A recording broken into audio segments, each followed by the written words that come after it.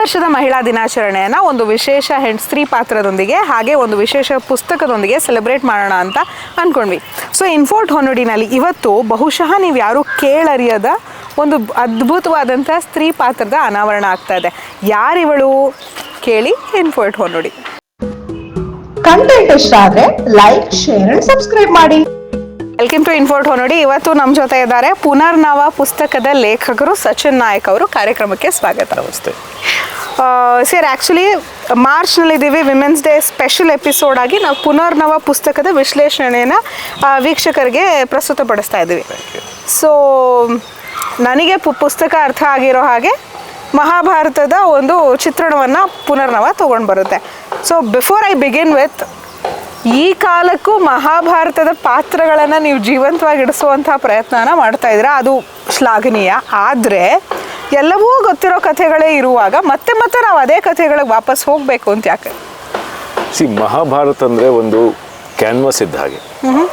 ನಮಗೆ ಎಷ್ಟೇ ಆ ಕತೆ ಗೊತ್ತಿದೆ ಅಂದರೂ ಕೂಡ ನೀವು ಒಂದೊಂದು ಪಾತ್ರದ ದೃಷ್ಟಿಯಿಂದ ನೋಡಿದಾಗ ಆ ಕತೆ ತೆರೆದುಕೊಳ್ಳೋ ರೀತಿ ಇದಿಲ್ಲ. ಈಗ ನಮ್ಮ ಎದುರುಗಡೆ ಒಂದು ಪಾರ್ಕ್ ಇದೆ, ನಾವು ಇಲ್ಲಿ ಕೂತು ಆ ದೃಶ್ಯನ ನೋಡ್ತಾ ಇದ್ದೀವಿ, ನಮ್ಗೆ ಒಂದು ರೀತಿ ಕಾಣುತ್ತೆ. ಅಲ್ಲಿಂದ ಅದೇ ದೃಶ್ಯ ನಮಗೆ ಬೇರೆ ಥರ ಕಾಣುತ್ತೆ, ಇನ್ನೊಂದು ಪಾಯಿಂಟಿಂದ ಇನ್ನೊಂದು ಥರ ಕಾಣುತ್ತೆ. ಸೊ ಮಹಾಭಾರತ ಅಥವಾ ರಾಮಾಯಣ ಅವುಗಳ ವೈಶಿಷ್ಟ್ಯ ಏನು ಅಂದರೆ ಅವು ಸಾರ್ವಕಾಲಿಕ. ಅದು ಒಂದು ಕಾಲಕ್ಕೆ ಸೀಮಿತವಾದ ಮಹಾಕಾವ್ಯ ಅಂತ ನಾವು ಅದನ್ನು ತಗೊಳ್ಳಿಕ್ಕಾಗಲ್ಲ. Mahabharata is a slice of life ಅಂತ ಯಾಕೆ ಹೇಳ್ತಾರೆ ಅಂದರೆ, ನಮ್ಮ ಜೀವನದಲ್ಲಿ ನಡೆಯುವ ಘಟನೆಗಳು ಅಥವಾ ಯಾವುದೇ ಕೂಡ ನಾವು ಒಂದು ರೆಫರೆನ್ಸ್ ಪಾಯಿಂಟ್ ಆಗಿ ಮಹಾಭಾರತದ ಯಾವುದೋ ಒಂದು ಘಟನೆಗೆ ಅಲ್ಲೂ ಆಗಿತ್ತು, ಅಲ್ಲಿ ಆಗದೇದೇನು ಇಲ್ಲಿ ಆಗ್ತಾ ಇಲ್ಲ, ಅಲ್ಲಿ ಆಗದೇದೇನು ನಾವೀಗ ನೋಡ್ತಾ ಇಲ್ಲ ಅನ್ನೋ ಆ ಒಂದು it's a broad canvas. Everything that is happening today has happened in a different way in Mahabharata. So ನಾವು ಅದನ್ನು ಒಂದು ದೃಷ್ಟಿಕೋನದ ರೀತಿಯಲ್ಲಿ ತೊಗೊಳ್ಬೇಕು ಹೊರತು ಇಟ್ಸ್ ಅ ಬೌಂಡ್ ಸ್ಕ್ರಿಪ್ಟ್ ಥರ ತೊಗೊಳಕ್ಕಾಗಲ್ಲ. ಸೊ ಈಗ ನಾವು ಮಹಾಭಾರತ ಈ ಪುನರ್ನವ ಪುಸ್ತಕನ ನಾವು ವಿಮೆನ್ಸ್ ಡೇ ಸ್ಪೆಷಲ್ ಎಪಿಸೋಡ್ ಅಂತ ಯಾಕೆ ಇಂಟ್ರೊಡ್ಯೂಸ್ ಮಾಡ್ತಾ ಇದ್ದೀವಿ? ಮಹಾಭಾರತದಲ್ಲಿ ನಾವು ಬರೀ 100 ಕೌರವರು ಹಾಗೂ 5 ಪಾಂಡವರ ಕಥೆ ಅಂತಲೇ ನೋಡ್ತೀವಿ ಅವತ್ತು. ಅಂದರೆ it's completely a male dominated story. Draupadi, of course Draupadi is a character, Draupadi, Kunti, Gandhari. But ಅವ್ರು 3 ಆ ಕಥೆಯ ಪ್ರಮುಖ ಸ್ತ್ರೀ ಪಾತ್ರಗಳು ಆದರೂ ಕೂಡ ನಾವು ಒಂದು ಪಕ್ಷಿ ನೋಟವನ್ನು ತಗೊಂಡಾಗ ಎಷ್ಟೋ ಸ್ತ್ರೀ ಪಾತ್ರಗಳಿವೆ. ಹಿಡಿಂಬೆ ಬಗ್ಗೆ ಜನರಿಗೆ ಗೊತ್ತು, ಆದರೆ ಅನೇಕ, ಈಗ ನೀವು ಮಹಾರಥಿ ಕರ್ಣನ ಪಾತ್ರ ತೊಗೊಂಡ್ರೆ ಕರ್ಣನ ಬಗ್ಗೆ ಎಷ್ಟು ಗೊತ್ತು, ಅವನ ಹೆಂಡತಿ ವೃಷಾಲಿ ಬಗ್ಗೆ ಯಾರಿಗೂ ಗೊತ್ತಿಲ್ಲ. ಆದರೆ ಒಂದು ನಾವು ಏನು ನೋಡಬೇಕಂದ್ರೆ, ಈ ಅತಿರಥ ಮಹಾರಥರು ಅವರ ಬದುಕನ್ನು ಹಿಂದಿನಿಂದ ಅದನ್ನು ಹಿಡಿದಿಟ್ಟುಕೊಂಡವರು ಅವರ ಪತ್ನಿಯರು ಅಥವಾ ಅವರ ಕುಟುಂಬದವರು. ಆ ಒಂದು ದೃಷ್ಟಿಕೋನದಿಂದ ನನ್ನ ಕಥೆಯಲ್ಲಿ ಆ ಒಂದು ಸ್ತ್ರೀ ಪಾತ್ರ ಏನಿದೆ ಅದು ಅವಳ ಹಾಗೂ ಅವಳ ಪತಿಯ ಆ ಪಾತ್ರಗಳ ಬಗ್ಗೆ ಡೀಟೇಲ್ ಹೇಳ್ತೇನೆ ನಾನು. ಅದೊಂದು ಪ್ರೇಮ ಕಥೆ, ಅವರ ಬಾಂಧವ್ಯದ ಕಥೆ. Mahabharata is incidental. ಮಹಾಭಾರತದಲ್ಲಿ ನಡೆಯುವಂತಹ ಪ್ರೇಮ ಕಥೆ ಮಹಾಭಾರತದ ಕಥೆ ಅಲ್ಲ ಇದು. ಮಹಾಭಾರತದ ಕಾಲಘಟ್ಟದಲ್ಲಿ ಆ ಸಿಚುವೇಶನ್ ಇಲ್ಲದ 2 ಪಾತ್ರಗಳ ನಡುವಿನ ಆತ್ಮ ಸಂಬಂಧದ ಕಥೆ. ಓಕೆ, ಸೊ ಯಾರ ಬಗ್ಗೆ ಇದೆ ಇದು? ಇದು ಮಹಾಭಾರತದಲ್ಲಿ ಅತ್ಯಂತ ಮಹಾರಥಿ ಅಂತ ಅನಿಸ್ಕೊಂಡಿರೋ ಭೀಮನ ಕಥೆ. ಆದರೆ ಭೀಮನ ಕಥೆ ಅಲ್ಲ, ಭೀಮನಿಗೆ 3 ಜನ ಪತ್ನಿಯರಿದ್ದರು. ದ್ರೌಪದಿ ಒಬ್ಬಳು, ಹಿಡಿಂಬೆ ಒಬ್ಬಳು, ಇಬ್ಬರ ಬಗ್ಗೆ ಗೊತ್ತು. ಇನ್ನೊಬ್ಬಳು ಕಾಶಿ ರಾಜಕುಮಾರಿ ಬಲಂಧರೆ. ಆಕೆ ಬಗ್ಗೆ ಮಹಾಭಾರತದಲ್ಲಾಗಲಿ ಅಥವಾ ಅನಂತರ ಬಂದ ಅನೇಕ ಕಾವ್ಯಗಳ ಕೃತಿಗಳಲ್ಲಾಗಲಿ ಅವಳ ಬಗ್ಗೆ ಮೆನ್ಷನ್ ಇಲ್ಲ. 1-2 ಕಡೆ ಆಕೆ ಸುಮ್ಮನೆ ಹೀಗೆ ಬಂದು ಹಾಗೆ ಸುಳಿದು ಹೋಗ್ತಾಳೆ. ನನಗನ್ಸಿದ್ದು ಇಂತಹ ಒಂದು ಪಾತ್ರದ ದೃಷ್ಟಿಕೋನದಿಂದ ನಾವು ಮಹಾಭಾರತವನ್ನು ನೋಡಿದರೆ ನಮಗೆ ಗೊತ್ತು ಏನಾಯಿತು. 13 ವರ್ಷ ವನವಾಸ, ಮಹಾಭಾರತ ಯುದ್ಧ, ದ್ಯೂತ, ಇದನ್ನೇ ನೋಡಿರ್ತೀವಿ, ವಸ್ತ್ರಾಪಹರಣ. ಅದನ್ನು ಒಂದು ಬೇರೆ ಪರ್ಸ್ಪೆಕ್ಟಿವನ್ನು ನೋಡೋದು ಯಾವ ಥರ ತೆರೆದುಕೊಳ್ಳುತ್ತೆ ಅಂದರೆ, ಯಾವುದನ್ನು ಕೂಡ ಜಜ್ಮೆಂಟಲ್ ಆಗಿ ನೋಡದೆ ನೀವೊಬ್ಬ ಸ್ತ್ರೀಯಾಗಿ ನಿಮ್ಮ ಕುಟುಂಬದ, ದೊಡ್ಡ ಕುಟುಂಬದ ನೀವು ಒಂದು ಪಾತ್ರ ಆಗಿದ್ದರೆ ನೀವು ಅದನ್ನು ನೋಡಿದಾಗ ನಿಮ್ಗೆ ಹಲವಾರು ಪಾತ್ರಗಳು ಆಪ್ತವಾಗಿ ಕಾಣಿಸ್ತತ್ವೆ. ಬಟ್ ನೀವೊಂದು ಜಜ್ಮೆಂಟಲ್ ಆಗಿ ನೋಡಲ್ಲ, ಎಲ್ಲವನ್ನು ಒಂದು ಸಮಷ್ಟಿ ದೃಷ್ಟಿಯಿಂದ ನೋಡಿದಾಗ ಅದು ತೆರೆದುಕೊಳ್ಳೋ ರೀತಿ ಬೇರೆ ಥರ ಇರುತ್ತೆ. ಹಾಗೊಂದು ಪ್ರಯತ್ನ ಮಾಡಬಹುದು ಅಂತ ಅನಿಸಿದ್ದಕ್ಕೆ. ಪ್ರಯತ್ನ ಮಾಡಬಹುದು ಅಂತ ಯಾಕೆ ಅನ್ನಿಸ್ತು? ಅದು ಗೊತ್ತಿಲ್ಲ, ಯಾಕಂದರೆ ಮಹಾಭಾರತ ನಾವು TV ಸೀರಿಯಲ್ ನೋಡಿರ್ತೀವಿ ಅಥವಾ ಅಮರ ಚಿತ್ರಕಥೆ ಅದೆಲ್ಲ ಓದಿರ್ತೀವಿ. ವೇದವ್ಯಾಸರ ಭಾರತವನ್ನು ನಾವು ಯಾರೂ ಓದಿಲ್ಲ. ನಾವೆಲ್ಲ ಓದಿರೋದು ಅಡಾಪ್ಟೇಷನ್ಸೇ, ಪರ್ವ ಆಗಿರಬಹುದು ಅಥವಾ ಇನ್ನೂ ಅನೇಕ. ನಾನು ಅಂಥ ಒಂದು ಅಡಾಪ್ಟೇಷನ್ ಓದಿದ್ದು ಮಲಯಾಳಂನಲ್ಲಿ ಒಂದು ರೆಂಡಾಮೂಲಂ ಅಂತ ಒಂದು ಪುಸ್ತಕವಿದೆ, Okay. MT ವಾಸುದೇವನ್ ನಾಯರ್ ಅಂತ. ಅದು ಎಷ್ಟು ಮಹತ್ವ ಅಂದರೆ ನಾವು ಪರ್ವಕ್ಕೆ ಕನ್ನಡದಲ್ಲಿ ಎಷ್ಟು ಮಹತ್ವ ಕೊಡ್ತೀವೋ ಬಹುಶಃ ಅಷ್ಟೇ ಅಥವಾ ಅದಕ್ಕಿಂತ ಜಾಸ್ತಿ ಮಹತ್ವ ನಿಮಗೆ ಮಲಯಾಳಂನಲ್ಲಿ ರೆಂಡಾಮೂಲಂಗಿದೆ. ಅಂದರೆ ಮಹಾಭಾರತಕ್ಕೆ ರೆಫರೆನ್ಸ್ ಪಾಯಿಂಟ್ ಅಂತ ಅವ್ರು ಅದನ್ನು ಕನ್ಸಿಡರ್ ಮಾಡ್ತಾರೆ. ಅದರಲ್ಲಿ ಭೀಮನ ದೃಷ್ಟಿಕೋನದಿಂದ ಇಡೀ ಕತೆ ನಡೆಯೋದು ಭೀಮನ ದೃಷ್ಟಿಕೋನದಿಂದ. ತಾನು ಭೀಮ, ತಾನು 10,000 ಆನೆಗಳ ಶಕ್ತಿ ಇದ್ದವನಲ್ಲ, ತಾನು ಭೀಮ ಅಷ್ಟೇ. ತನಗೆ ಅಣ್ಣ ತಮ್ಮಂದಿರಿದ್ದಾರೆ, ಒಂದು ಸಂಸಾರ ಇದೆ, ದಾಯಾದಿಗಳಿದ್ದಾರೆ. ಒಬ್ಬ ಸಾಮಾನ್ಯ ಮನುಷ್ಯನಾಗಿ ತನಗೆ ಶಕ್ತಿ ಇದೆ ಹೌದು, ಆದರೆ ತಾನು ಅತಿ ಮಾನುಷನಲ್ಲ. ಕೃಷ್ಣ ತನ್ನ ಸಂಬಂಧಿ, ದೇವರಲ್ಲ. ಹಾಗೆ ಅವನ್ನೆಲ್ಲವನ್ನು ನೋಡೋದು ಒಬ್ಬ ಸಾಮಾನ್ಯ ಮನುಷ್ಯನಾಗಿ, day to day life of a common man. ಅವನ ದೃಷ್ಟಿಕೋನ ಅದು ನೋಡಿದಾಗ ನನಗನ್ನಿಸ್ತು, ಹೀಗೂ ಬರಿಬಹುದಾ ಇದನ್ನು? ಅಂದರೆ can this be written like this? ಒಬ್ಬ ಸೈಡ್ ಕ್ಯಾರೆಕ್ಟರ್ ಬಂದು ಏನೋ ತಾನೊಬ್ಬ ಸಾಮಾನ್ಯ ಪುರುಷ, ತಾನು ಇಂಥವ್ರನ್ನ ನೋಡಿದೆ ಅಂತ ಹೇಳೋದು ಬೇರೆ.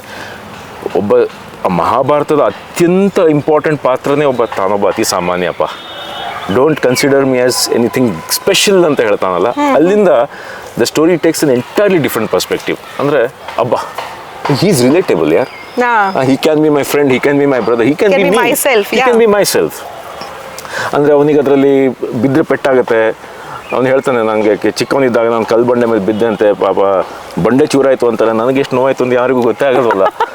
ತನಗೂ ನೋವಾಗಿರಬೇಕು ಅಲ್ವಾ, ನಾವು ಆಗಲಲ್ಲಿ ನೋಡಲ್ಲ. ಹಿಡಿಂಬನನ್ನು ಹೊಡೆದ್ಬಿಟ್ಟೆ ಅಂತಾರೆ, ಹಿಡಿಂಬ ನನಗೆ ಎಷ್ಟು ಹೊಡೆದ ಅಂತ ಯಾರಿಗೂ ಗೊತ್ತಿಲ್ಲಲ್ಲ.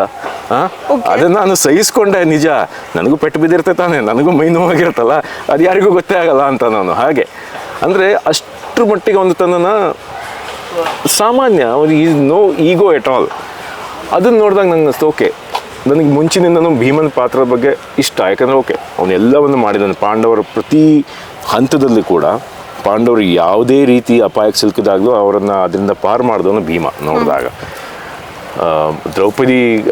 ದ್ರೌಪದಿಯನ್ನು ಕೀಚಕನಿಂದಾಗಲಿ ಅಥವಾ ಈ ದ್ಯೂತದಲ್ಲೂ ಕೂಡ ಅವರ ದುರ್ಯೋಧನನ ತೊಡೆ ಮುರಿತೇನೆ ಅಂತ ಪ್ರತಿಜ್ಞೆ ಮಾಡೋದಾಗಲಿ, ಯುಧಿಷ್ಠಿರನನ್ನೇ ಎಷ್ಟೋ ಸಲ ಎದುರು ಹಾಕ್ಕೊಂಡವನು ಭೀಮ ಒಬ್ಬನೇ. ಅಂಥ ಪಾತ್ರ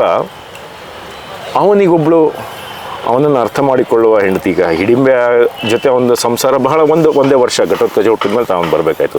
ದ್ರೌಪದಿ ಜೊತೆ ಅವನ ಸಂಬಂಧ ತೀರಾ ಕಾಂಪ್ಲೆಕ್ಸ್. ಯಾಕಂದರೆ ಆಕೆ ಅವನ ಹೆಂಡತಿ ಆದರೂ ಕೂಡ ಆಕೆ 5 ಜನ ಪಾಂಡವರ ಪತ್ನಿ ಆಗಿದ್ದರಿಂದ ಪ್ರತಿಯೊಬ್ಬರಿಗೂ ಒಂದೊಂದು ನಿರ್ದಿಷ್ಟ ಸಮಯದವರೆಗೆ ಮಾತ್ರ ಆಕೆ ಪತ್ನಿ ಆಗ್ತಿದ್ಲು. ಅದಲ್ಲದೆ ಆಕೆ ಮಹಾರಾಣಿ ಕೂಡ, ಅಂದರೆ ಧರ್ಮಜನ ಹೆಂಡತಿ ಅವಳಾದಾಗ ಅವಳನ್ನು ನಾವು ನೋಡುವ ದೃಷ್ಟಿ, ಹೆಂಡತಿ ಅಂತ ನೋಡೋಕ್ಕಾಗಲ್ಲ ಅವರು. ಅಂದರೆ you understand their dilemma. So Draupadi ಜೊತೆ ತೀರಾ ಕ್ಲಿಷ್ಟಕರವಾದ ಸಂಬಂಧ.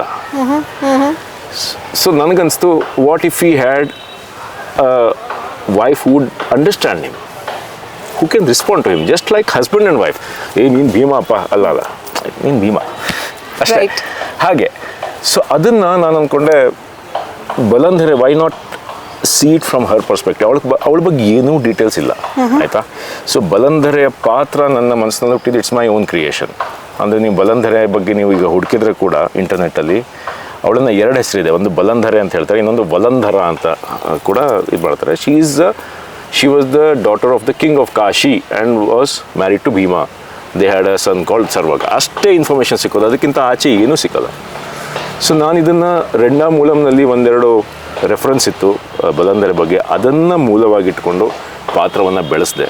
ಬಲಂಧರೆಯ ದೃಷ್ಟಿಕೋನದಿಂದ ನೋಡಿದಾಗ ಭೀಮನನ್ನೇ ಕೇಂದ್ರದಲ್ಲಿ ಇಟ್ಕೊಂಡು ನೋಡೋದು, ಅವಳಿಗೆ ಅವನಷ್ಟೇ ಇಂಪಾರ್ಟೆಂಟು. ಭೀಷ್ಮ, ಕೃಷ್ಣ ಓಕೆ ಅಂತೇಳೋಳು. ಅಂದರೆ ಭೀಷ್ಮರು ಕೂಡ ಅವಳಿಗೆ ಹೇಗಂದರೆ ಯಾರು ನೋಬಡಿ ಈಸ್ ಆ ಇನ್ಸ್ಪೈರಿಂಗ್ ಅಂತಾರಲ್ಲ, ಹೌದು, ನೀವು ಅಷ್ಟು ಶಕ್ತಿ ಇದ್ದರೆ ದ್ರೌಪದಿಯ ವಸ್ತ್ರಾಪರಣ ನೀವು ತಡಿಲಿಲ್ಲಲ್ಲ. ಸೊ ನಿಮ್ದೇನು ಗ್ರೇಟ್ನೆಸ್, ನೀವು how great you are. You could not, ನಿಮ್ಮ ಪರಿವಾರದ ಕುಲವಧುವಿನ ಮಾನವನ್ನು ಕಾಪಾಡಲಿಕ್ಕಾಗಿದ್ದಾರೆ ನೀವು ಎಂಥ ಮಹಾ ಪ್ರಚಂಡ ಆದರೆ ನನ್ನ ದೃಷ್ಟಿಯಲ್ಲಿ ನೀವು ಅಷ್ಟೇ ಆಯಿತು, ಗುಡ್ ಫಾರ್ ನಥಿಂಗ್. ಅಂದರೆ I don't respect you beyond a point. ಭೀಷ್ಮಾಚಾರ್ಯರು ಅಂತ ಇಲ್ಲ, ಭೀಷ್ಮ ದೇವವ್ರತ ಭೀಷ್ಮ ನೀವು ಅಷ್ಟೇ. ಯಾಕಂದರೆ ನಿಮ್ಮ ಕೈಯಿಂದ ದ್ರೌಪದಿಯನ್ನು ಕಾಪಾಡ್ಕೊಳ್ಳೋಕ್ಕಾಗಿಲ್ಲ, ನಿಮ್ಮ ಕೈಯಿಂದ ಸತ್ಯವತಿಗೆ ಒಂದು ನ್ಯಾಯ ಕೊಡ್ಸೋಕ್ಕಾಗಿಲ್ಲ, ನಿಮ್ಮ ಕೈಯಿಂದ ಕುಂತಿಗೆ ನ್ಯಾಯ ಕೊಡ್ಸೋಕ್ಕಾಗಿಲ್ಲ, ಗಾಂಧಾರಿಗೆ ನ್ಯಾಯ ಕೊಡ್ಸೋಕ್ಕಾಗಿಲ್ಲ, ಅಂಬಾಲಿಕರಿಗೆ ನ್ಯಾಯ ಕೊಡ್ಸೋಕ್ಕಾಗಿಲ್ಲ. ಮತ್ತು ಏನಕ್ಕೆ ನೀವು ಅಷ್ಟು ದೊಡ್ಡದು?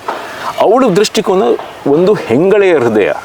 No everybody has a perspective ಅನ್ನೋದಕ್ಕೆ ಇದು ಹೌದು, ದಿಸ್ ಇಸ್ ಸೋ ಬ್ಯೂಟಿಫುಲ್. ಹೌದು, ಅಂದ್ರೆ ಅವಳಿಗೆ ಒಂದು ಚಿತ್ರನಾಗ್ಲಿ ಒಂದು ಪಾತ್ರನಾಗ್ಲಿ ನಾನು ನೋಡೋದಕ್ಕೆ ದಿಸ್ ಇಸ್ ಮೈ ಅಸಂಪ್ಷನ್. ಅಷ್ಟೇ. ಅವಳು ಅದನ್ನೇನು ಹೇಳ್ತಾಳೆ, ಇದು ನನ್ನ ದೃಷ್ಟಿಕೋನ, ಅದು ನೀವು ನಂಬೇಕಂತಲ್ಲ. ಕರೆಕ್ಟ್. ಅವಳು ಭೀಮನ್ಗೆ ವಿಶ್ವಕ ಅಂತ ಒಬ್ಬ ಸಾರಥಿ ಇದ್ದ. ಅವನು ಭೀಮನ್, ಹಿ ವಾಸ್ ಲೈಕ್ ಕೃಷ್ಣ ಅರ್ಜುನಿಗೆ ಹೇಗೋ ಹಾಗೆ ಹಿ ವಾಸ್ ಭೀಮನ ಬಡ್ಡಿ. ಅವನು ಬಲಂಧರಿಗೂ ಕ್ಲೋಸ್ ಆಗ್ತಾನೆ. ಅಂದರೆ ಹಿ ಈಸ್ ವೆರಿ, ಸಾರಥಿ ಅಂದರೆ ಬರೀ ರಥ ಓಡಿಸೋರು ಅಷ್ಟೇ ಅಲ್ಲ, ಸಾರಥಿ ಅಂದರೆ he is like your friend ಥರ. ಅವ್ರಿಗೆ ನಿಮ್ಮ ಬಗ್ಗೆ ಗೊತ್ತಿರಬೇಕು, ನಿಮ್ಮ ಜೀವನದ ಬಗ್ಗೆ ಗೊತ್ತಿರಬೇಕು. ನೀವೇನಾದರೂ ಸಲಹೆ ಕೇಳಿದಾಗ ಅದು ಹೇಳುವಂಥ ಒಂದು ಇದಿರಬೇಕು, mental he should be wise. So ಅವನ ಜೊತೆ ಅವನು ಇದನ್ನು ಹೊತ್ಕೊಂಡು ಬಂದಾಗ ದ್ಯೂತದಲ್ಲಿ ಹೀಗೀಗ ಆಯಿತು, ಪಾಂಡವರು ವನವಾಸಕ್ಕೆ ಹೋದರು. ಆವಾಗ ಶಿ ವಾಸ್ ಗರ್ಭಿಣಿ, ಶಿ ವಾಸ್ ಎಕ್ಸ್ಪೆಕ್ಟಿಂಗ್. ಆ ಕಥೆನ ಇನ್ನೊಂದು ಹೇಳ್ತೀನಿ ನಾನು. ಅದೊಂದು ಸಿಚುವೇಶನ್ನಲ್ಲಿ ಅವನು ಹೇಳ್ತಾನೆ, ಅವಳು ಕೇಳ್ತಾಳೆ ಏನು ಮಾಡ್ತಾಯಿದ್ರು ದ್ರೌಪದಿಗೆ ಇಷ್ಟೊಂದು ಅನ್ಯಾಯ ಆಯ್ತಲ್ಲ. ಆವಾಗ ಭೀಷ್ಮಾಚಾರ್ಯರು ಏನು ಮಾಡ್ತಾಯಿದ್ರು? ಇಲ್ಲ, ಅವರು ಅಸಹಾಯಕರಾಗಿದ್ರು. ಯಾಕೆ ಅಸಹಾಯಕರಾಗಿದ್ರು? ಏನಂತ ಅಸಹಾಯಕತೆ? ಕುರುಕುಲದ ಅವರು as taken it upon himself ಅಲ್ವಾ, ಅದನ್ನು ನಾನು ಕಾಪಾಡ್ತೀನಿ ಅಂತ. ಹಾಗಾದರೆ ಕಾಪಾಡ್ಬೇಕು ತಾನೇ. ದೇವವ್ರತ ಭೀಷ್ಮನಿಂದ ನಾನೇನು ಎಕ್ಸ್ಪೆಕ್ಟೇ ಮಾಡಿರಲಿಲ್ಲ, ಯಾಕಂದ್ರೆ ಅವರ ಹಿಸ್ಟ್ರಿನೇ ಹಂಗಿದೆ. ಅವ್ರು ಏನಾದರೂ ಅವ್ರ ಹಿಸ್ಟ್ರಿನೇ ಆಗಿದೆ. ಅವರು ಎಲ್ಲ, ಅದು ನಾನು ಹೇಳಿದಾಗೆ ಸತ್ಯವತಿಗಾಗಲಿದ್ರು ಯಾರಿಗೂ ಅವರಿಂದ ಸಿಕ್ಕಿಲ್ಲ. ಕಡೆಗಳು ಕೇಳೋದು, ಹಾಗಾದ್ರೆ ಭೀಮ ಏನು ಮಾಡ್ತಾಯಿದ್ದ? ಅವ್ರದ್ದೆಲ್ಲ ಬಿಡು, ಅವನೇನು ಮಾಡ್ತಾಯಿದ್ದ? ಅವನು ಯಾಕೆ ಅವ್ರಿಗೆ ಎದ್ಕೊಂಡು ಆಗಲೇ ಹೊಡಿಲಿಲ್ಲ? ನನ್ನ ಗಂಡ, ಹೀ ಶುಡ್ ಅವನಿಂದ ಎಕ್ಸ್ಪೆಕ್ಟ್ ಮಾಡ್ತೀನಿ ನಾನು, ಬಾಕಿಯವ್ರದ್ದು ಬಿಡು, ಐ ಡೋಂಟ್ ಕೇರ್. ಅವಳಿಗೆ ಅವನು ಇಂಪಾರ್ಟೆಂಟ್ ಆಗ್ತಾನೆ. ಅವನು ಯಾಕೆ ಮಾಡಲಿಲ್ಲ? ಇಲ್ಲ, ಅವನು ಪ್ರಯತ್ನ ಮಾಡ್ದೆ, ಹಿಂಗೆ ಮಾಡ್ದೆ, ಆವಾಗ ಓಕೆ, ಅಟ್ಲೀಸ್ಟ್ ಅಷ್ಟು ಅವ್ರು ಮಾಡ್ದೆ ಹಂಗೆ. ಅಂದರೆ ಅವಳಿಗೆ ಭೀಮ ಅಂದ್ರೆ ಅವ್ರು ಮದುವೆ ಆಗಿ ಅವರು ಇಂದ್ರಪ್ರಸ್ಥಕ್ಕೆ ಹೋಗ್ತಾರೆ. ಇಂದ್ರಪ್ರಸ್ಥಕ್ಕೆ ಹೋದಾಗ ಇನ್ನೇನು ಕೆಲವೇ ದಿನಗಳಂದು ದಾಂಪತ್ಯ ಜೀವನ ಅವ್ರದ್ದು ನಡೀತಾ ಇರುತ್ತೆ. ಆವಾಗ ಇಮಿಡಿಯೇಟ್ಲಿ ಆ ರಾಜಸೂಯ ಯಾಗದ ಸಂದರ್ಭದಲ್ಲಿ ಭೀಮ ಜರಾಸಂಧನ ಅವನು ಜರಾಸಂಧ ಯುದ್ಧ ಮಾಡೋಕ್ಕೆ ಹೊರಟ್ಬಿಡ್ತಾನೆ. It is at that time that she knows that she is pregnant. ಅಂದರೆ ಅವನಿಗೆ ವಿಷಯ ಹೇಳಬೇಕು ಅನ್ನೋ ತನಕ ಅವ್ನು ಹೋಗ್ಬಿಟ್ಟಿರ್ತಾನೆ. ಅವಳು ಬಾಯಿ ತುದಿಗೆ ಬರುತ್ತೆ, ಐ ಆಮ್ ಕ್ಯಾರಿಂಗ್ ಅಂತ ಹೇಳೋ ತನಕ ಅವ್ನು ಬರ್ತೀನಿ ಇದು ಒಂದು ನಿಮಿಷ ಹೋಗಿ ಬಂದುಬಿಡ್ತೀನಿ ಅಂತ ಹೋಗ್ಬಿಡ್ತಾನೆ. ಆವಾಗ ಇವಳಿಗೆ ದ್ರೌಪದಿ ಮತ್ತು ಇವಳ ಸಂಬಂಧ ಹೇಗಂದರೆ, ದ್ರೌಪದಿಗೆ ಸ್ವಲ್ಪ ಇವಳ ಬಗ್ಗೆ ಈರ್ಷೆ. ಯಾಕಂದರೆ ನಾನು ಬಲಂಧರೆಯ ಪಾತ್ರ ಚಿತ್ರಣ ಹೇಗೆ ಮಾಡಿದಂದರೆ, she is very tall, very broad. ಭೀಮನಿಗೆ ಕುಂತಿ ಹೇಳ್ತಾಳೆ, ಅಂತೂ ಭೀಮನಿಗೆ ಒಬ್ಬರು ಸರಿ ಹೆಂಡತಿ ಸಿಕ್ಕಿಲ್ಲಪ್ಪ, ಎತ್ತರ ಇದೆಯಾ ಅಗಲ ಇದೆಯಾ ಅಂದರೆ ಶಿ ಈಸ್ ನಾಟ್ ಹಿಂಗೆ ಬಳಕುವ ಬಳ್ಳಿ ಅಲ್ಲ, ಸರಿಯಾಗಿದೆ. ಸೊ ಆವಾಗ ದ್ರೌಪದಿ ಹೇಳ್ತಾಳೆ, ಇಲ್ಲಿ ನೋಡಿ ರಾಜಸೂಯ ಯಾಗದ ಈ ಗಡಬಡಿಯಲ್ಲಿ ಎಲ್ಲರೂ ಓಡಾಡ್ತಾ ಇರ್ತೀವಿ, ನಿಮ್ಮ ಅಣ್ಣ ನಿನಗೆ ಕಾಶಿಯಿಂದ ರಥ ಕಳಿಸಿದಾನೆ, ನೀನು ಅಲ್ಲೇ ಹೋಗಿ, ಅಂದರೆ ನಿನ್ನನ್ನು ಅಲ್ಲೇ ನಿನ್ನ ಫಸ್ಟ್ ಡೆಲಿವರಿ ಅಲ್ಲೇ ಆಗ್ಬೇಕಂತೇಳಿ. ಆವಾಗ ಅವಳಿಗೆ ಹೇಗೆ ಹೋಗೋದು? ಭೀಮ ಇಲ್ದಿದಾಗ ಅವನಿಗೆ ವಿಷಯ ಕೂಡ ಗೊತ್ತಿಲ್ಲ, ನಾನು ಹೇಗೆ ಹೋಗಿಬಿಡಲಿ? ಬಟ್ ಹೋಗದೆ ಬೇರೆ ವಿಧಿ ಇಲ್ಲ ಅಲ್ವಾ? ಸರಿ ಹೋಗಿ ಅವಳಿಗೇನು ಅನಿಸುತ್ತೆ, ಅವ್ನು ಬಂದಮೇಲೆ ರಾಜಸೂಯ ಆಗುತ್ತೆ, ಅವ್ನು ವಾಪಸ್ ಬರ್ತೀನಿ, ಎಲ್ಲ ಸರಿ ಆಗುತ್ತೆ ಅಂತೇಳಿ. But when she goes, she never meets him again. ಅಂದರೆ ಅವಳು ಬಂದು ಇಲ್ಲಿ ಡೆಲಿವರಿ ಆಗೋ ತನಕ ಅಲ್ಲಿ ಇಂದ್ರಪ್ರಸ್ಥ ಆಗುತ್ತೆ, ದ್ಯೂತ ಆಯಿತು, ಅವ್ರು ವನವಾಸಕ್ಕೆ ಹೋಗ್ಬಿಟ್ರು. ಇವಳಿಗೆ ಇಲ್ಲಿ ಚಿಕ್ಕ ಮಗು ಇಟ್ಕೊಂಡು ಕಾಶಿಯಲ್ಲೇ ಇದ್ದಾಳೆ. ಆಮೇಲೆ 13 ವರ್ಷ, ಅವನು ಮಗ 13-14 ವರ್ಷ ಆಗೋ ತನಕ ಅವ್ರು ಬಂದರು, ವನವಾಸ ಮುಗೀತು, ಅಜ್ಞಾತವಾಸ ಮುಗೀತು. ಆಮೇಲೆ 2 ವರ್ಷದಲ್ಲಿ ಯುದ್ಧ ಸ್ಟಾರ್ಟು. ಅವಳು ಕೊನೆಗೆ ಆ ಮದುವೆ, ಐ ಆಮ್ ಪ್ರೆಗ್ನೆಂಟ್ ಅಂತ ಹೇಳಬೇಕಂತ ಯಾವಾಗ ಭೀಮನನ್ನು ಅವಳು ಲಾಸ್ಟ್ ಟೈಮ್ ನೋಡ್ತಾಳೋ, ಆಮೇಲೆ ಅವನನ್ನು ನೋಡೋದು ಕುರುಕ್ಷೇತ್ರದ ರಣರಂಗದಲ್ಲಿ 15 ವರ್ಷಗಳ ಗ್ಯಾಪ್. ಅದು ಕೂಡ ಹೇಗೆ, ಅದು ಕೂಡ it's not a casual meet. ಚೆನ್ನಾಗಿದೆಯಾ? ಇಲ್ಲ, ಎಲ್ಲ ಅವನ ಪಾಪ ಯಾವುದೋ ಟೆನ್ಷನ್ನಲ್ಲಿದ್ದಾನೆ. ಇವಳು ತನ್ನ ಮಗನನ್ನು ಕರ್ಕೊಂಡ್ಬಂದಿದ್ದಾಳೆ, 15 ವರ್ಷದ ಮಗನನ್ನು, ಕಾಶಿ ಸೈನ್ಯದ ಜೊತೆ ಯುದ್ಧದಲ್ಲಿ ಪಾಲ್ಗೊಳ್ಳೋದಕ್ಕೋಸ್ಕರ. ಆ ಯುದ್ಧದ ಆ ಗಡಬಡಿ ಮಧ್ಯೆ ಅವರು ಮೀಟ್ ಮಾಡ್ತಾರೆ. ಅಂದರೆ ದಿ ಕಾಂಟ್ ಈವನ್ ಶೇರ್. ಯಾವುದೋ ಈ ಇತ್ತೀಚಿನ ಕಮರ್ಷಿಯಲ್ ಸಿನಿಮಾಗಳನ್ನ ನೋಡ್ತೀವಲ್ವಾ ನಾವು, ಚೈಲ್ಡ್ಹುಡ್ ಅಲ್ಲಿ ಒಂದು ಲವ್ ಸ್ಟೋರಿ ಆಗಿತ್ತು ಅಂಡ್ ದೇ ಮೀಟ್ ಮುಪ್ಪನಲ್ಲಿ ಯಾವಾಗ ಮೀಟ್ ಮಾಡ್ತಾರೆ, ಇಟ್ಸ್ ಸಮಥಿಂಗ್ ಲೈಕ್ ದ್ಯಾಟ್. ಅಂದರೆ ಆ ಮೀಟ್ ಆದರೂ ಕೂಡ they can't even share couple of intimate moments. ಅಂದರೆ ಹೇಗಿದೆಯಾ ಅಂತಲೂ ಕೇಳೋಕ್ಕಾಗಲ್ಲ. ಅವ್ನಿಗೆ ಯಾರೋ ಕರೀತಾ ಇರ್ತಾರೆ, ಅವನೆಲ್ಲೋ ಹೋಗ್ತಾ ಇರ್ತಾನೆ, ಒಂದು ಟೆನ್ಷನ್ನೆಲ್ಲ ಅವನು ಇರ್ತಾನೆ. ಅವನಾದರೂ ಬಲಂಧರೆಗೆ ಅವನು he wants to hug her at least. ಅಂದರೆ ಇಷ್ಟು ವರ್ಷ ಆದಮೇಲೆ ಅವಳು ಹೇಳ್ತಾಳೆ, ಇವೆಲ್ಲ ಮುಗಿಲಿ ಆಮೇಲೆ ಅಂಥೇಳಿ. ಬಟ್ ಆಮೇಲೆ ನೆವರ್ ಕಮ್ಸ್. ಅಂದರೆ ಅದು it's like she is for ever waiting for it, ಭೀಮನ ಬಗ್ಗೆ. ಸ್ವಯಂವರದಲ್ಲಿ ಮದುವೆ ಆದಮೇಲೆ ಅಂದರೆ ಅವನ ಜೊತೆ ಅವಳಿಗೆ ಎಷ್ಟು ಬಾಂಡಿಂಗ್, ಅಷ್ಟು ಅಲ್ಪ ಕಾಲದಲ್ಲೇ ಎಷ್ಟರ ಮಟ್ಟಿಗೆ ಅವರು ಕ್ಲೋಸ್ ಆಗಿರ್ತಾರೆ ಅಂದರೆ, ಬಟ್ ಅದು ಅಷ್ಟೊಂದು ಜಸ್ಟ್ ಫಾರ್ 1 ವರ್ಷ ಅಷ್ಟೇ ಬಹುಶಃ. ಮುಂದಿನ 40 ವರ್ಷ ಸಪ್ರೇಟ್ ಅಂದರೆ ಅಷ್ಟು ಕಾಯ್ತಾನೆ ಇರ್ತಾಳೆ ಅವನಿಗೋಸ್ಕರ. ಕಡೆಗೂ ಮಹಾಭಾರತ ಯುದ್ಧ ಮುಗಿದಾಗ ಇವಳ ಅಣ್ಣ ಕಾಶಿರಾಜ ಆಗಿರ್ತಾನೆ, ಅವನು ಇವಳನ್ನೇ, ಅಂದರೆ ಆ ಕಥೆ ಹೇಗೆ ಡೆವಲಪ್ ಆಗುತ್ತೆ ಅಂದರೆ ಇವಳು ಕಾಶಿಯ ಮಹಾರಾಣಿ ಆಗ್ತಾಳೆ ಒಂದು ಹಂತದಲ್ಲಿ. ಆವಾಗ ಭೀಮನಿಗೆ ಹೇಳಿ ಕಳಿಸ್ತಾಳೆ, ನೀನು ಯಾಕೆ ಅಣ್ಣ ನಿನ್ನ ಹಸ್ತಿನಾಪುರದ ಮಹಾರಾಜ ನಿಜ, ನೀನು ಸಾಮಾನ್ಯ ದಂಡನಾಯಕ ಕಣೋ, ಯುದ್ಧ ಗೆಲ್ಸ್ಕೊಟ್ಟು ನೀನು 100 ಜನರನ್ನ ಬಡದೆ, ನಿನ್ನಣ್ಣ ಸುಮ್ಮನೆ ಕೂತ್ಕೊಂಡು ಆಯ್ತಾ ಅವ್ನು ಕೊಂದ್ಯ ಅವ್ನು ಸತ್ನ ಅಂತ ಕೇಳ್ದ, ಅವ್ನ ಮೈಗೆ ಒಂದು ಚಿಕ್ಕ ಗಾಯ ಕೂಡ ಮಾಡಿಸ್ಕೊಳ್ಳಿಲ್ಲ, ನೀನು ಗೆಲ್ಸ್ಕೊಟ್ಟೆ ಕಣ ನೀನು ಅರ್ಜುನ ಏನು ಸುಮ್ಮನೆ ದಂಡನಾಯಕರ, ಇಷ್ಟೇನಾ ನಿಮಗೆ, ಇದೇನಾ ನಿಮ್ಮ ಯೋಗ್ಯತೆ? ಇಂದ್ರಪ್ರಸ್ಥ ಅಂತಿರೋದ್ರಲ್ಲಿ ಕೌರವರು ತಮ್ಮ ಯುಯುತ್ಸನ ಕುಳಿಸಿದಿರಲ್ಲಪ್ಪ, ಅವ್ರು ನಿಮಗೆ ಮರ್ಯಾದೆ ಕೊಡಿದ್ರೆ ನಾನಾದರೂ ಕೊಡ್ತೀನಿ ಬಾಪ, ಕಾಶಿಯಲ್ಲಿ ಬಂದು ನನ್ನ ಜೊತೆ ಇಲ್ಲಿ ರಾಜನಾಗ ಆಳಪ್ಪ ನಿನಗೆ. ನಿನಗೆ ಹಿಡಿಂಬೆ ಅನ್ನೋ ಹೆಂಡ್ತಿ ಇದ್ಲು, ಕಾಡಿನ ರಾಣಿಯವಳು. ರಾಕ್ಷಸರನ್ನ ಭೀಮ ಹೇಳ್ತಾನೆ, ರಾಕ್ಷಸರು ಅಂದರೆ ಈ ನರಭಕ್ಷಕರಲ್ಲ, ರಾಕ್ಷಸರು ಅಂದರೆ ಕಾಡು ಜನರಪ್ಪ, ನಾವು ಸಿವಿಲೈಸ್ಡ್ ಅಂತ ಕರ್ಕೊಳ್ಳೋ ಜನ, ಅವರನ್ನು ನಾವು ಟ್ರೈಬಲ್ ಪೀಪಲ್ನ ನಾವು ರಾಕ್ಷಸರು ಅಂತ ಕರಿತೀವಿ, because of their way of living ಅಷ್ಟೇ. They are nothing more. ನಾನು ರಾಕ್ಷಸರನ್ನ ಕೊಂದೆ ಅಂದರೆ ನಾನೇನು ಅತಿಮಾನುಷ ಅಲ್ಲ, ಹೊಡೆದಾಟ ಆಯಿತು, ನಾನು ಸ್ವಲ್ಪ ಗೆದ್ದೆ, ಅವ್ನು ಸೋತ ಅಷ್ಟೇ. There is nothing beyond that ಅಂತ ಭೀಮ. ಅಂದರೆ ನನ್ನ ವಾಯುಪುತ್ರ ಅಂದರೆ ನಾನು ಕನ್ಸಿಡರ್ ಮಾಡೋ, ನಾನು ದಿವಸ ಅಷ್ಟು ಎಕ್ಸಸೈಸ್ ಮಾಡ್ತೀನಿ, ಅಷ್ಟು ನಾನು ನನ್ನ ಮಾರ್ಷಲ್ ಆರ್ಟ್ ಪ್ರಾಕ್ಟೀಸ್ ಮಾಡ್ತೀನಿ, ಸೊ ಐ ಆಮ್ ಕ್ವಿಕ್ ಅಷ್ಟೇ. I am not born out of Vayu. ಹೊಗಳೋರು ಹಾಡೋರು ಒಂದಿ ಮಾಗದ್ರು ನನ್ನನ್ನು ವಾಯುಪುತ್ರ ಅಂತಾರೆ, ಏನೂ ಇಲ್ಲ, ನಾನು ಸಾಮಾನ್ಯ, ನೋಡೋಕ್ಕೆ ದೊಡ್ಡ ಇದ್ದೀನಿ, ದಪ್ಪ ಇದ್ದೀನಿ, ಶಕ್ತಿ ಇದೆ, ಸರಿಯಾಗಿ ತಿಂತೀನಿ, ಯಾಕಂದರೆ ನಾನು ತಿಂದರೆ ನನಗೆ ಶಕ್ತಿ ಇರಲ್ಲ, ಯಾಕಂದರೆ ನನ್ನ ಹೊಟ್ಟೆ ಹಸ್ಕೊಂಡಿದ್ರೆ ನನ್ನ ಅಣ್ಣ ತಮ್ಮಂದ್ರೆ ನಾನು ಕಾಪಾಡೋಕ್ಕಾಗಲ್ಲ, ಇಷ್ಟೇ ಸಿಂಪಲ್ಲು, ನಾನು ಇರೋದು ಇಷ್ಟ ಅಮ್ಮ ಅಂತಂದೆ. ಅದು ಅವನಿಗೆ ಇಷ್ಟ ಆಗುತ್ತೆ, ಅದು ಅವಳಿಗೆ ಇಷ್ಟ ಆಗುತ್ತೆ, ಅವ್ನು ಸಿಂಪ್ಲಿಸಿಟಿ.